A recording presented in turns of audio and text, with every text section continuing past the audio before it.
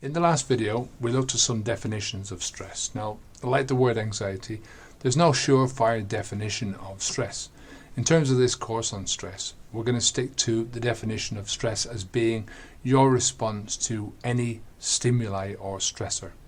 Now, in this, the third video in our free course, Stress Without Distress, we're going to take a look at anxiety, what it is, how it differs from stress, and how it differs from fear.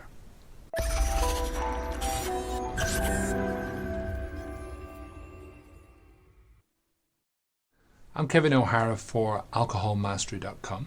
I'll start out this video by just explaining why I'm making a video about anxiety.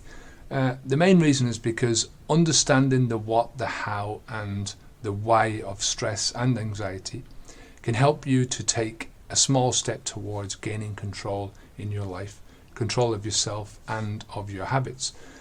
And these small steps are going to help you to gain some upward momentum in your life and reverse some of the bad habits and or depression. If you've got any depression, they can help you with that as well.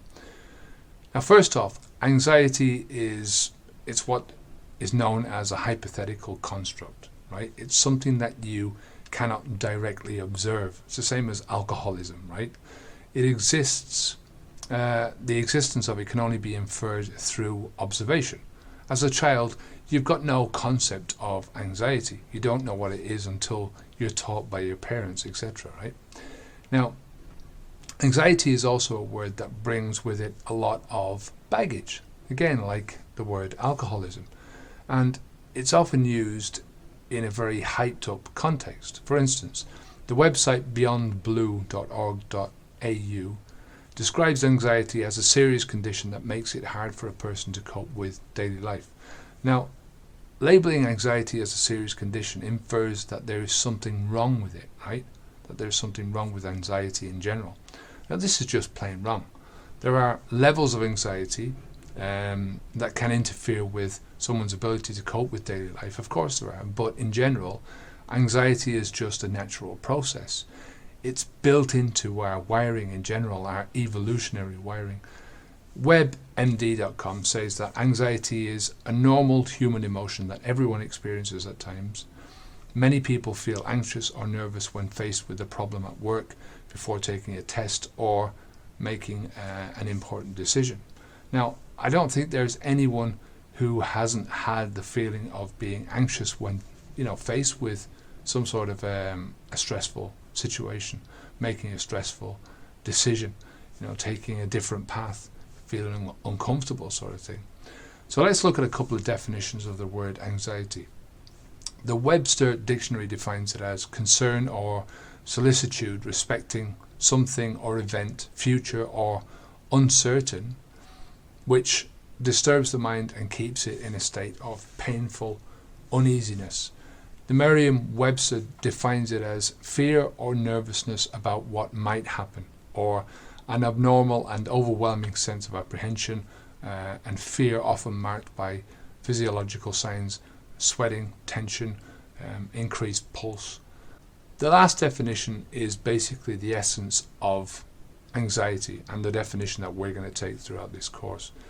Anxiety is normally associated with something that hasn't happened yet, otherwise known as a feeling of worry, or perhaps in some situations a feeling of dread. Now, anxiety is an anticipatory emotion. It can be thought about as having been linked to your personal expectations, what might happen in your own personal future, the things that could, should, or may happen. Now, anxiety is often over the top or out of proportion to what might happen. It's sometimes labeled as catastrophizing, right? Having irrational thoughts about something, making things out to be worse than what they actually are. So let's take an example in breaking some of your bad habits, right? Think about the anxiety that you may feel before you've quit drinking alcohol, or let's say you're stopping smoking cigarettes or something like that. You're trying to get rid of something out of your life. Now, you might start to feel anxious about all the possible symptoms that you're going to go through. The symptoms, the side effects, all the different scenarios that might happen to you. You might start to worry about the sleepless nights, the cravings, or just the feeling that you're going to be missing out on something that you're used to having in your life. Another example might be worrying about having to go to a party once you've quit. What will it be like to be around people who are still drinking alcohol or who are smoking cigarettes? You can smell the cigarette smoke, you can smell the alcohol. What will you do if somebody offers you a drink or a smoke? Do you have enough self-control or willpower to be able to, say no? These are all the good examples of anxiety in action, right? Your anxiety will affect your thinking processes in the feelings that you experience, and it can alter your behavior. So it's a three-pronged sort of a thing. For instance, forcing you to behave differently in certain situations or avoiding those situations altogether.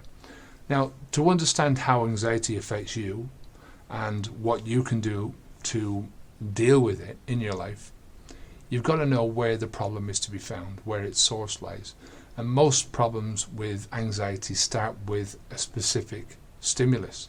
And that stimulus can be a thought, a feeling, something that you can't pin down or you can't really find where it's coming from, or something or someone in your environment.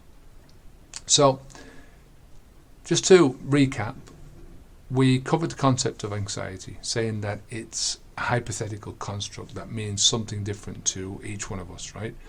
We all have the emotion from time to time, and it's a perfectly natural emotion to have. Anxiety is usually anticipatory in that it happens before an event. Now, you can also experience the same feelings after an event, right?